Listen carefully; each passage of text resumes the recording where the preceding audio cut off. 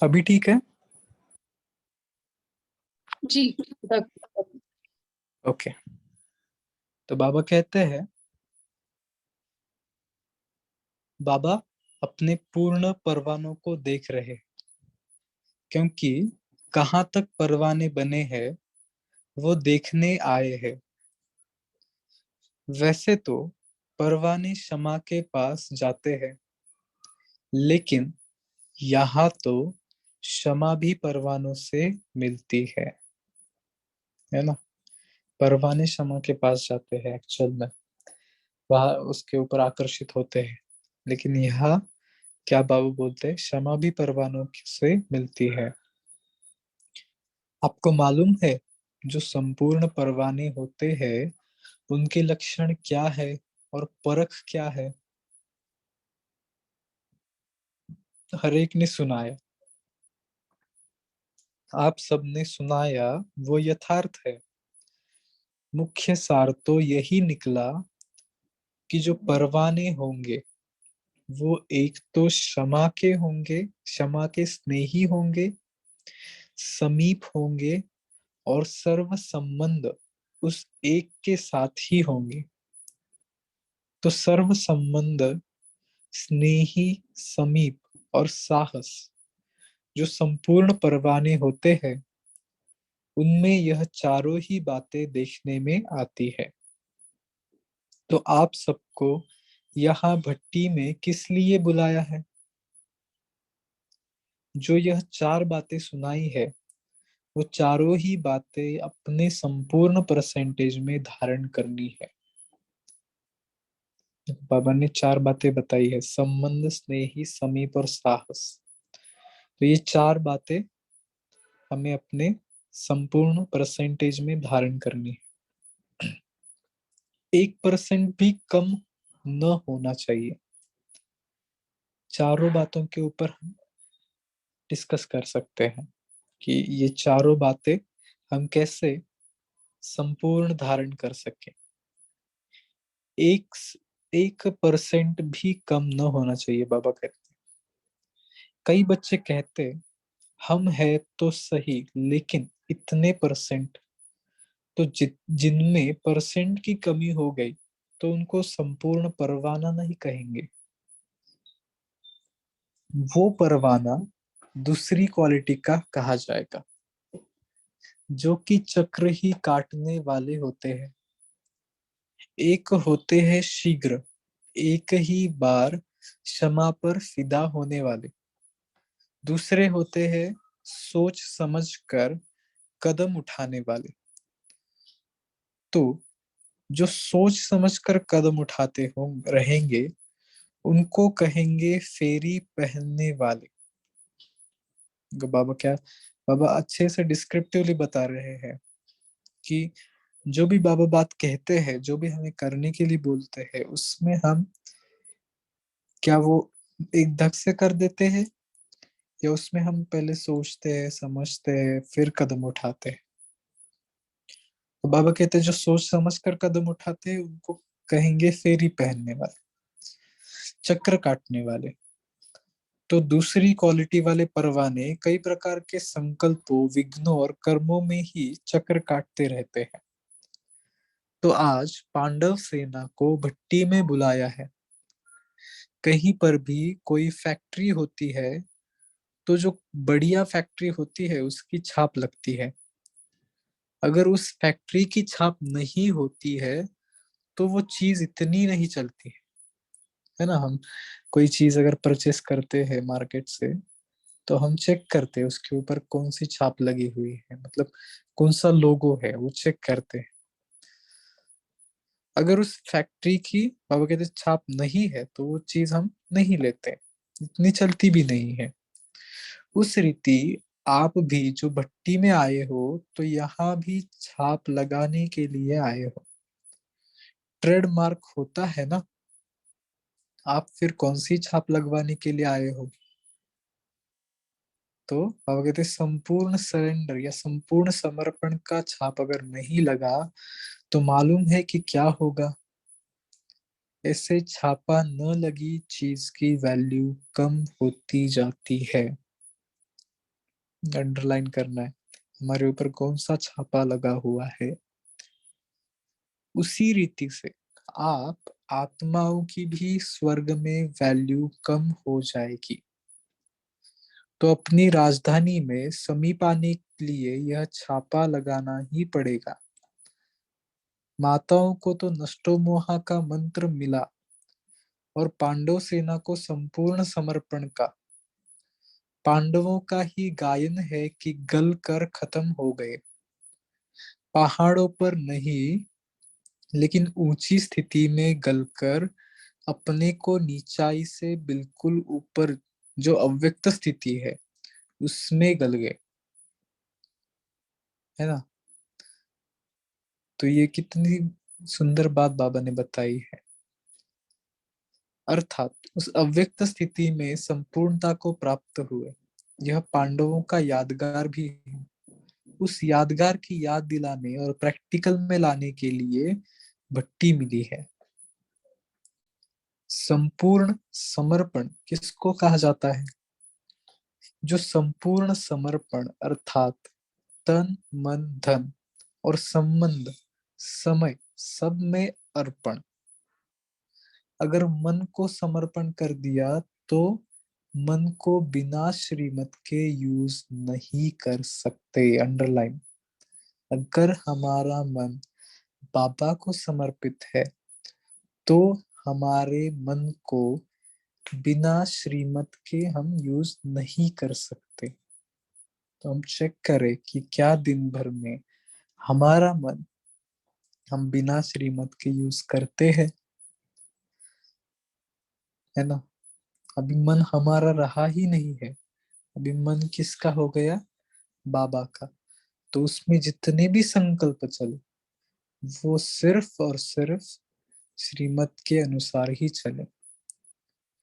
अब बताओ, धन को श्रीमत से यूज करना तो सहज है, तन को भी यूज करना सहज है। धन और तन को तो श्रीमत के अनुसार हम इजीली यूज कर सकते हैं, लेकिन मन सिवाय श्रीमत के एक भी संकल्प उत्पन्न नहीं करे। तो इसके ऊपर भी हम चिंतन करेंगे कि इसके लिए क्या हम कर सकते हैं, कि किस किस प्रकार से हम अटेंशन रख सकते हैं। या जैसे हम दिनचर्या बनाते हैं, बाबा बाबा ने बहुत बार ये भी कहा है कि अपनी मनचर्या बनाओ। तो वैसी प्रकार की मनचर्या हमारी क्या हो सकती है? तो आगे बाबा कहते हैं इस स्थिति को कहा जाता है समर्पण। इसलिए ही मन मनाभव का मुख्य मंत्र है। अगर मन संपूर्ण समर्पण है तो तन मन धन समय संबंध शीघ्र ही उस तरफ लग जाते हैं। तो मुख्य बात ही है मन को समर्पण करना, अर्थात व्यर्थ संकल्प विकल्पों को समर्पण करना। ये भी अंडरलाइन करने की बात है। बाबा कहते हैं हमारे व्यर्थ संकल्प कितने चलते हैं, तो उन व्यर्थ संकल्पों को विकल्पों को भी बाबा को समर्पित कर देना है। प्रैक्टिकली अगर कहाँ भी व्यर्थ संकल्प चले, 1 मिनट पॉज करो, बाबा को बताओ, बाबा ये व्यर्थ संकल्प मेरे मन में चला है, मैं इस संकल्प को आपको समर्पित करती हूँ। तो ये जो भी संकल्प है बाबा को उसी टाइम समर्पित कर दो। जैसे कहते हैं ना, यज्ञ में स्वाहा कर दो, तो वैसे उस व्यर्थ संकल्प को समर्पण करना, वो ही परख है। देखो अगर उस प्रकार से करेंगे तो आगे उस प्रकार के संकल्प आपको कभी भी तंग नहीं करेंगे। इसलिए बाबा कहते हैं समर्पित कर दो दिल से। वो ही परख है संपूर्ण परवाने की। संपूर्ण समर्पण वालों को मन में सिवाय उनके बाप दादा के गुण कर्तव्य और संबंध के कुछ और सूझता ही नहीं। अब बताओ कि ऐसा छापा लगाया हुआ है। चेक करना है। जैसे आजकल के जमाने में आप लोग सब दफ्तरों में काम करते हो, तो कभी कभी दफ्तर की जो चीजें होती है वो अपने काम में लगा देते हो। इसी रीति जो आपने समर्पण कर दिया, वो तो वह आपकी चीज नहीं रही। जिसको दिया उनकी हुई, तो उनकी चीज को आप अपने कार्य में यूज नहीं कर सकते हो। लेकिन संस्कार होने के कारण कभी कभी श्रीमत के साथ मनमत, देहाभिमान पने की मत, शूद्र पने की मत कहीं यूज कर लेते हो। इसलिए ही कर्मातीत अवस्था व अव्यक्त स्थिति सदा एक रस नहीं रहती है। क्योंकि मन भिन्न भिन्न रस में है, तो स्थिति में भिन्न भिन्न है। एक ही रस में रहे तो एक ही स्थिति रहे। बाप दादा बच्चों को हल्का बनाते हैं और बच्चे जानबूझकर अपने पर बोझ ले लेते हैं। ना बाबा कहता है कि सभी जो भी बोझ है मेरे को दे दो, मेरे ऊपर अर्पण कर दो। फिर भी हम क्या करते हैं, बार बार हमारे ऊपर ले लेते हैं। तो चेक करना है कि कौन से ऐसे बोझ है जो और अभी भी हमने पकड़ के रखे हुए हैं। बाबा कहता है क्योंकि 63 जन्मों से विकर्मों का बोझ, लोक मर्यादा का बोझ उठाने के आदि बन गए हैं। इसलिए बोझ उतार कर भी फिर रख लेते हैं। जिनकी जो आदत होती है वो आदत से मजबूर हो जाते हैं ना। इसलिए अपनी आदतें होने कारण अपनी जिम्मेदारी फिर अपने पर ही रख देते हैं। एक एक पांडव अगर संपूर्ण समर्पण बनकर ही निकले तो बताओ क्या होगा। जब पांडव तैयार हो जाएगी तो कौरव और यादव मैदान में आ जाएंगे, और फिर क्या होगा, आपका राज्य आपको प्राप्त हो जाएगा, है ना। बाबा कहता है ये कौरव जो जो भी दुनिया वाले लोग हैं वो क्यों रुके हुए हैं, ये दुनिया क्यों थमी हुई है, क्योंकि बाबा के बच्चे तैयार नहीं है। इसलिए दुनिया देखो विनाश, जो बाबा कहता है विनाश नहीं हो रहा है। क्यों नहीं हो रहा है, क्योंकि हम तैयार नहीं है। बाबा ने हर बहुत बार बताया भी है कि अगर एक्टर नहीं तैयार होंगे तो स्टेज का पर्दा भी नहीं खुल सकता है। तो वैसे ही अभी एक्टर ही तैयार नहीं, बाबा के बच्चे ही तैयार नहीं। तो हमें जल्दी से जल्दी तैयार होना है, बाबा को बोलना है कि बाबा हम तैयार हैं। आपका राज्य आपको प्राप्त हो जाएगा जब तक यह वायदा नहीं किया कि जो सोचेंगे बोलेंगे जो सुनेंगे वो करेंगे, सो श्रीमत के बिना कुछ नहीं करेंगे। ये वायदा आज ही बाबा को करना है। तब तक इस भट्टी से लाभ नहीं ले सकते। ऐसा ही उमंग उत्साह लेकर आए हो ना, कुछ बनकर ही निकलेंगे, बदल कर ही निकलेंगे। तो मधुबन जब जाते हैं हम तो ऐसे ही संकल्प हम रख के जाए कि यहाँ से निकलते वक्त कुछ ना कुछ बदल कर, जैसे पीछे गए थे वैसे ही अगर निकलेंगे तो फिर उसका कुछ ही फायदा नहीं है। जैसे गए थे उनसे कुछ ना कुछ बदलाव, कुछ अच्छा बदलाव पुरुषार्थ के हिसाब से हमें कुछ ना कुछ होना चाहिए।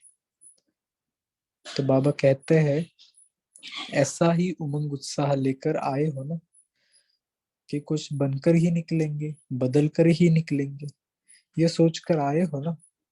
घबराहट तो नहीं होती है। जितना जितना गहराई में जाएंगे उतना ही घबराहट गायब हो जाएगी। तो इसका एक बहुत ही प्रैक्टिकल अनुभव है। हम एक बार कोंकण में गए थे, तो वहां पे स्कूबा डाइविंग होता है, जैसे समुद्र के नीचे आपको वो भेजते हैं। तो ऊपर जब थे तब थोड़ी सी घबराहट थी कि कुछ यू नो थोड़ा सा डर था। बट जब हम नीचे गए पानी में, अंदर गए पानी के और गहराई में गए, तो कुछ भी घबराहट नहीं, उल्टा बहुत ही पीसफुल, क्योंकि समुद्र अंदर में बहुत ही शांत होता है। समुद्र के अंदर में कभी कभी आप जाएंगे तो आपको वो एक फील होगा कि यहाँ पे बहुत ही शांति है। तो इसलिए बाबा कहता है कि जितना गहराई में जाएंगे उतनी घबराहट गायब हो जाएगी। जब तक किसी भी बात की गहराई में नहीं जाते तो घबराहट आती है। जैसे सागर के ऊपर ऊपर की लहरों में घबराहट होती है, लेकिन सागर के तले में, गहराई में क्या होता है, बिल्कुल शांत, और शांत के साथ प्राप्ति भी होती है। देखो, गहराई में जब जाएंगे तभी बाबा कहता है जो प्राप्ति है, सागर से जो प्राप्ति होती है हमें, तो वो भी गहराई में ही होती है। जैसे मोती जो मिलता है वो गहराई में होता है सागर के। तो इसलिए गहराई में जितना जाएंगे उतना घबराहट नहीं होगी, उतना शांति होगी, और उतनी ही प्राप्ति भी होगी। तो ज्ञान की जो भी पॉइंट हम सुनेंगे, ज्ञान का जो भी एक बाबा का महावाक्य से हम सुनेंगे, तो वो हम एक एक्सट्रैक्ट करके मुरली से जो हमें अच्छा लगता है, उसको मुरली से एक्सट्रैक्ट करके, उसको मुरली से निकाल करके उसकी गहराई में जितना हम जा सके उतना हम ट्राई करें। क्योंकि बाबा की जो महावाक्य है, उस एक महावाक्य के ऊपर एक एक एक घंटा लेक्चर हो सकता है, एक एक घंटा हम बात कर सकते हैं। तो हम कितना समय देते हैं इस चीज को, क्योंकि बाबा ने कहा है कि श्रीमत के अलावा हमारा कोई भी संकल्प ना हो, हमारा मन पूरा बाबा को समर्पित कर हो। तो बाबा इस कैसे करे वो, उसका ही बाबा हमें जैसे कि बता रहा है कि आपको गहराई में जाना है। तो बाबा कहते हैं इसलिए जो भी कोई घबराहट की बात आए तो गहराई में चले जाना, तो घबराहट गायब हो जाएगी। इसको अंडरलाइन करना है, क्योंकि आगे आने वाला समय जो है वो घबराहट का समय है। हमारे आसपास बहुत घबराहट होगी। जो भी दुनिया है, दुनिया में उतनी घबराहट की एक स्थिति निर्माण होने वाली है। तो इसलिए बाबा कहते हैं कि उस समय हम गहराई में चले जाए। उस समय कौन सी गहराई में जाना है, तो हमें हमारे खुद के अंदर, जैसे हमारे आत्माभिमानी स्थिति की जो गहराई है, ज्ञान की जो गहराई है, तो उस समय हमें वो होना चाहिए। उसके लिए बहुत काल का अभ्यास चाहिए। तो गहराई में हम जाए। अब लक्ष्य और लक्षण कौन से धारण करने हैं, इसमें जो नंबर वन होंगे उनका क्या करेंगे। भविष्य में तो राजधानी लेंगे ही, लेकिन यहाँ भी सौगात मिलेगी। इसलिए हर एक यही प्रयत्न करे कि हम तो नंबर वन में आएंगे, 2 नंबर वाले को नहीं मिलेगा। बाबा कहते हैं 2 नंबर वाले को नहीं मिलेगा, इसलिए हमें नंबर वन में ही आना है। तो उठते ही हम संकल्प करें, सुबह उठते ही मैं नंबर वन विजयी आत्मा हूँ, इस स्वमान में स्थित हो जाएंगे। बहुत सुंदर बाबा ने टाइटल्स, बहुत अच्छे अच्छे स्वमान हमें दिए हैं। तो बाबा कहता है सुबह अमृत वेला, अगर कहाँ पे सुस्ती आती है, अमृत वेला में कहाँ पे गड़बड़ है, तो उठते ही अपने आप को स्वमान की माला पहना, है ना, जैसे स्वमान में स्थित हो जाओ। बहुत सुंदर स्वमान बाबा ने हमें दिए हुए हैं। इसलिए बाबा कहते हैं स्वमानों का अभ्यास उतना अच्छे से होना चाहिए। जो विन करेंगे वो 1 नंबर पाएंगे। विन करने की कोशिश करो तो वन तो बन जाएंगे। अच्छा, आपको बिंदी लगानी है वह बिंदी रूप ही हो। टीके कितने प्रकार के होते हैं, आज आपको डबल टीका लगाते हैं। संगम पर निरोगी बनने का और भविष्य में राज्य भाग्य का। 2 टीके बाबा ने लगाए हैं। बहुत ही परफेक्टली याद रखना है। बाबा ने हमें निरोगी बनाने का टीका लगाना है। बहुत इंपॉर्टेंट टीका है, क्योंकि ब्राह्मण जीवन में आने के बाद हम आत्माभिमानी बनना है, पुरुषार्थ करना है, ये सभी बातों पर हमारा बहुत अटेंशन रहता है, लेकिन हमारे खुद के शरीर के ऊपर हमारा टेंशन कम हो जाता है। बाबा ने कहा है देही अभिमानी नहीं बनना है, लेकिन हमें देह की संभाल भी उतनी ही करनी है, क्योंकि इसी देह में रह करके हमें पुरुषार्थ करना है। तो बाबा हमें निरोगी बनने का टीका लगा रहे हैं। तो जैसे हम हेल्थ इंश्योरेंस करते हैं ना, तो ये हमारा रूहानी हेल्थ इंश्योरेंस यहाँ पर हो रहा है। ये बहुत पक्का रखेंगे, बहुत पक्का करेंगे, है ना। तो बाबा हमें बिंदी, ये कौन सी लगा रहा है, निरोगी बनने की, और दूसरी बिंदी बाबा लगा रहा है, टीका लगा रहा है भविष्य में राज्य भाग्य की। भविष्य में जाकर के हम देवी देवता बनेंगे, लक्ष्मी नारायण बनेंगे, ये राज्य भाग्य हमें मिलेगा। इसकी इसका टीका बाबा हमें अभी लगा रहा है। बिंदी रूप की स्मृति रखने के लिए बिंदी लगाते हो, बिंदी लगाते लगाते बिंदी बन जाएंगे, है ना। कोई भी व्यर्थ संकल्प आए तो उनको बिंदी लगा दो, तो बिंदी बन जाएंगे। बहुत इंपॉर्टेंट बात है, वहां पे ही उसको स्टॉप करना। जहां पे व्यर्थ संकल्प हमारा शुरू होता है, वहां पे ही 1 मिनट अपने आप को पॉज करना है, और हमें चेक करना है कि ये श्रीमत के अनुसार है क्या। अगर नहीं है तो उसको वहीं पर बिंदी लगाना है, वहीं पर स्टॉप कर देना है। तो बाबा कहते हैं अगर ऐसे करेंगे तो ही बिंदी बन सकते हैं। बहुत बाबा के बच्चों का एक जैसे कहे कंप्लेंट रहता है कि योग ही नहीं लगा पा रहे हैं। क्यों योग नहीं लग पा रहा है?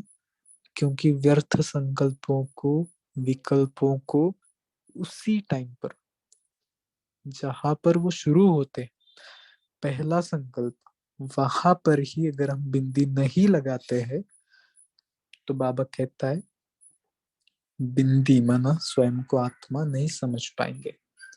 तो इसलिए ट्राई करना, ट्राई में मैं तो कहूंगा ट्राई नहीं, अटेंशन रखना है कि हम उसी टाइम पर, उसी समय हम अपने व्यर्थ संकल्पों को बिंदी लगाए।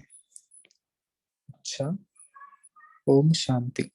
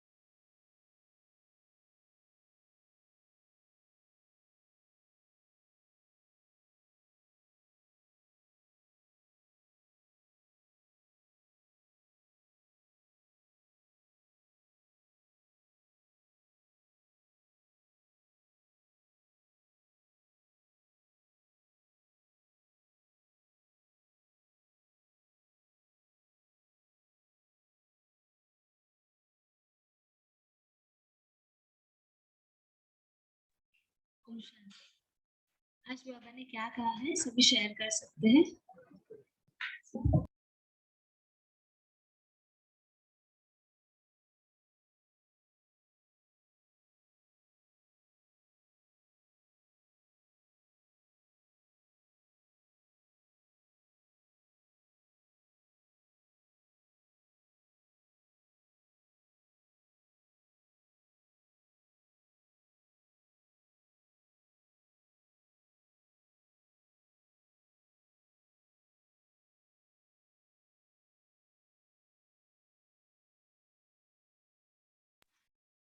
ओम शांति। आज बाबा ने क्या कहा है सभी शेयर करेंगे। हमारी आवाज आ रही है?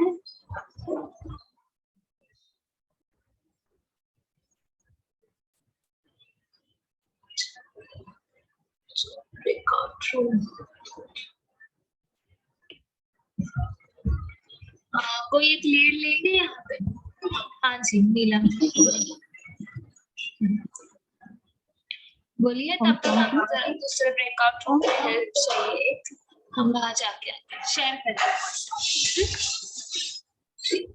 शांति।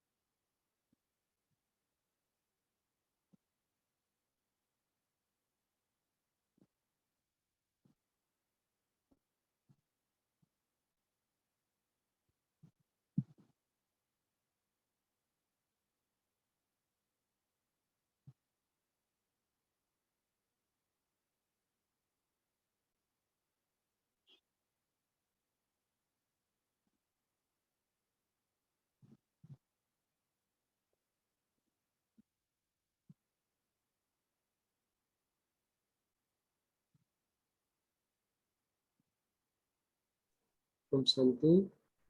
नीलम सिस्टर आप शेयर कर सकते हैं, शेयर कीजिए। हाँ, आवाज नहीं आ रही थी।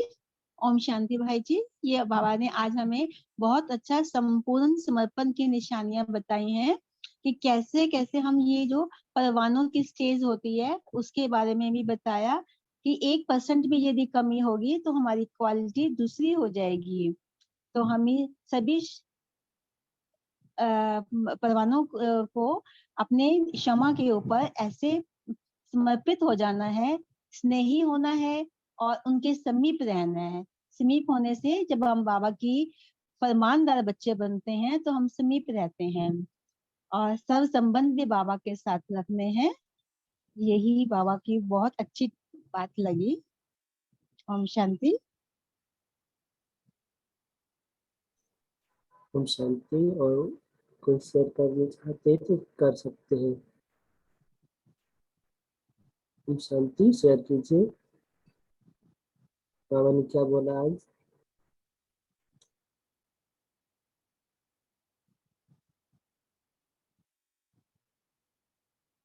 हम बोले बाबा। ओम जी शांति। बोलिए। बाबा ने आज हमें ट्रेड मार्क भी दिया है अपनी वैल्यू को बढ़ाने के लिए कि अब हम बाबा के बन गए तो हमें ये ट्रेड मार्क लग गया, हम एक सतगुरु के हो गए। ओम शांति भाई जी, आवाज आ रही? आ रही है। ओम शांति। ट्रेडमार्क कौन सी बताई बाबा ने आज? नष्टो मोह का हमें लगा कि नष्टो मोह होना है और संपूर्ण समर्पण की ट्रेडमार्क बाबा ने बोला है।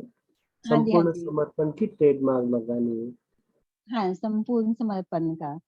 और पांडव सेना का भी बाबा ने बताया कि वो भी बहुत अच्छा लगा। हम्म।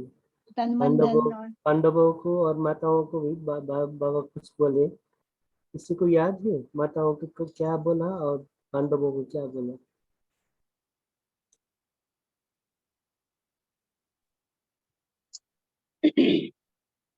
ओम शांति। माताओं को बोला कि नष्टो मोहा बनना है और पांडवों के लिए बोला कि संपूर्ण समर्पण, तन मन धन संबंध सर्पक सबसे। ओम शांति। बाबा ने जो बोला है ना पांडवों के लिए, तो हम सुनते हैं पांडव गल मरे, इसके लिए बाबा क्या बोले? पांडव कौन सी पहाड़ी पर गल मरे? वो अव्यक्त व्यक्त से मरकर अव्यक्त बन में मरना है, अव्यक्त स्थिति में मरना है। संपूर्ण अव्यक्त स्थिति में, ऊंचे स्थिति पे पहाड़ी पर गल मरना है, संपूर्ण समर्पण होना है।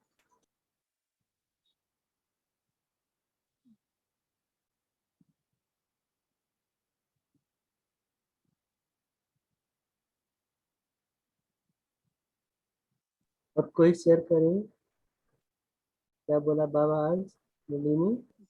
बाबा ने कहा कि जितनी गहराई में जाएंगे उतनी घबराहट कम होगी। मतलब बाबा के याद की गहराई, ज्ञान की गहराई, तो विचार सागर मंथन की गहराई, तो उतनी घबराहट कम होगी। जितने गहराई में जाएंगे, जितने सागर के तले में जाएंगे, क्या होगा? सागर के तले में जब हम जाएंगे तो क्या होगा? शांति मिलेगी, शांति की प्राप्ति होगी। शांति भी होगा, शांत भी होगा और प्राप्ति भी होगी। प्राप्ति भी होगी।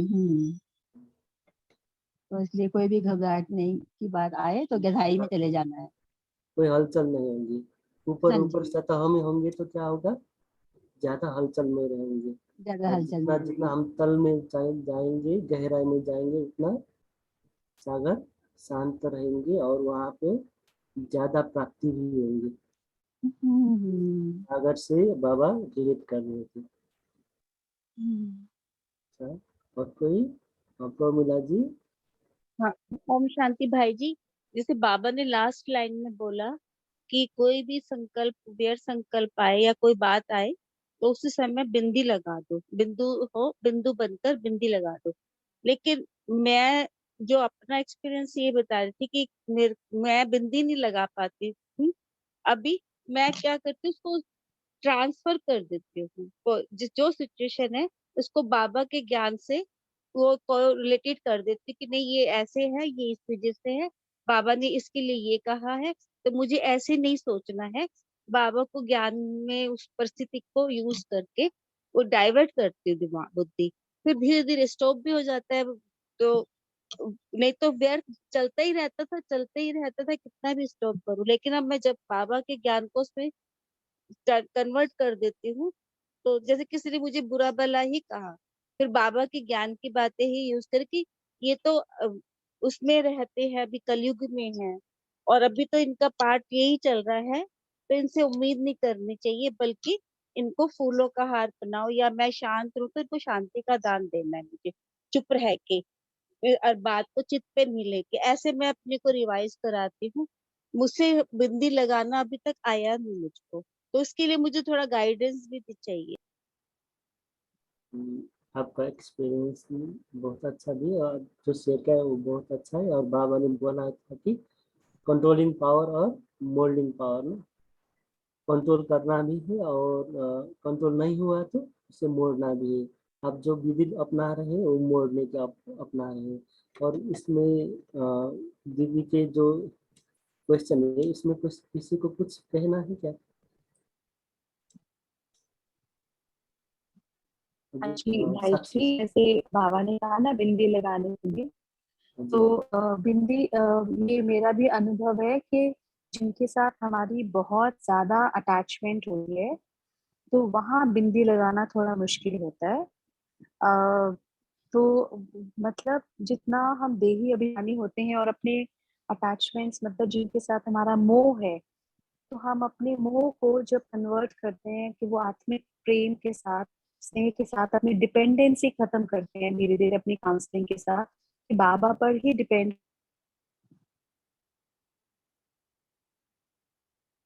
बहुत अच्छा साक्षी से। और बाबा ने बोला है ना आज माताओं के लिए नष्ट मोह रहना है। जितना नष्ट मोह रहेंगे तो जहाँ मोह नहीं रहेंगे वहाँ बिंदी टिक लग सकते हैं। और बाबा ने बिंदी के लिए कुछ बोला था बाबा ने आज की मुरली में। क्या बोला है बाबा ने बिंदी के बारे में? बाबा ने कहा संगम पर निरोगी बनने तो बिंदी लगाएंगे ना, डबल टीका जैसे लगता है, और फिर भविष्य में भी आपको राजभाग्य मिलेगा, तो इसलिए डबल टिका, बिंदी। डबल हाँ। बिंदी। हाँ, और बाबा ने ये भी कहा है कि बिंदी लगाते लगाते आप बिंदु बन जाएंगे। बिंदु बन जाएंगे। बिंदु बनना माना? व्यर्थ संकल्प आए तो उसके ऊपर बिंदी लगा दो ना, हाँ जी। तो फिर हम बिंदु बिंदी बन जाएंगे। बनना माना क्या समझे आप? बिंदु लगाते मतलब लगाते थॉट, बिंदु बन जाएंगे, बाबा जो हाँ, बोला ना। कोई उसके ऊपर दूसरा बिंदु थॉट बन नहीं जाना, आना उसको आएगा। क्या कैसे आप समझे, बोलिए।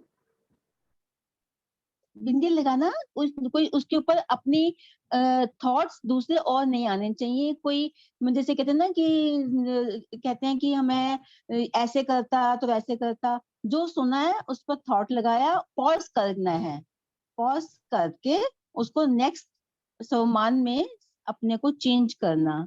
बिंदी लगाना मतलब बिंदी बनना माना? बिंदी, बिंदी लगाते लगाते बिंदी बन जाएंगे, बिंदी हाँ, बनना माना क्या समझे आप? थॉटलेस, कोई और थॉट नहीं आए दूसरा। अपने और निजी स्वरूप ना, बिंदी, निजी निजी स्वरूप, आत्मिक स्वरूप में। सत्य स्वरूप, अपना सत्य स्वरूप ना। हाँ हम, जी, हमारा स्वरूप क्या है? बिंदु स्वरूप है। बिंदु स्वरूप है। तो जितना हम्म, हम बिंदी लगाते जाएंगे, हमारा अपना स्वधर्म हमें याद रहेंगे। हाँ, सब धर्म में रहेंगे अपनी। स्वधर्म हमारा निज हम्म, स्वरूप में टिक पाएंगे। सीख पाते हैं उसी जमीन पे। क्योंकि हमें बाबा सिखलाते हैं ना कि यदि आपने भविष्य में पद पाना है तो हम बिंदी नहीं लगाएंगे तो हमारे थॉट्स चलेंगे, वार्तालाप ज्यादा बढ़ेगा, तो वो हमारे समय का भी, हमें अपने आप को टाइम वेस्ट नहीं करना। टाइम तो वेस्ट, हमें एनर्जी वेस्ट, बाबा बोला ना हम कुछ दिन पहले की मुरली में। हम्म, जितना व्यस्त संकल्प चलेंगे, टाइम भी वेस्ट होगा और एनर्जी भी वेस्ट जाएंगे। एनर्जी भी वेस्ट होती है। देखिए, सभी साइड ब्रेकआउट रूम बंद हो गए, सभी मेन सेशन में आ रहे हैं। ओम शांति। ओम शांति।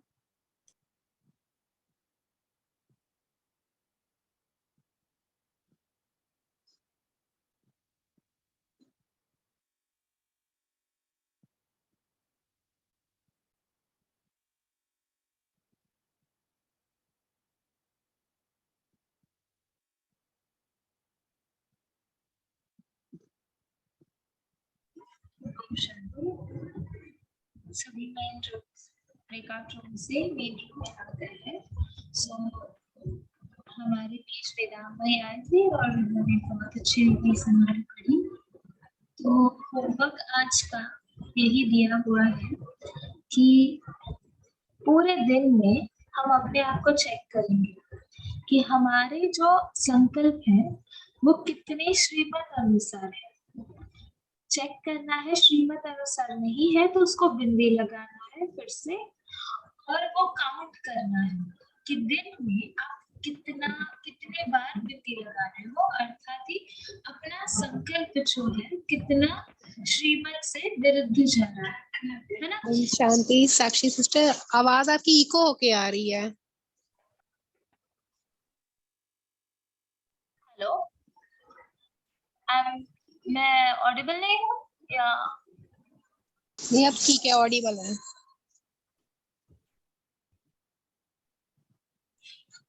ओके, तो आज का होमवर्क यही है। अभी क्लियर है ना आवाज? ओके, या ऑफ कोर्स। कंफर्म।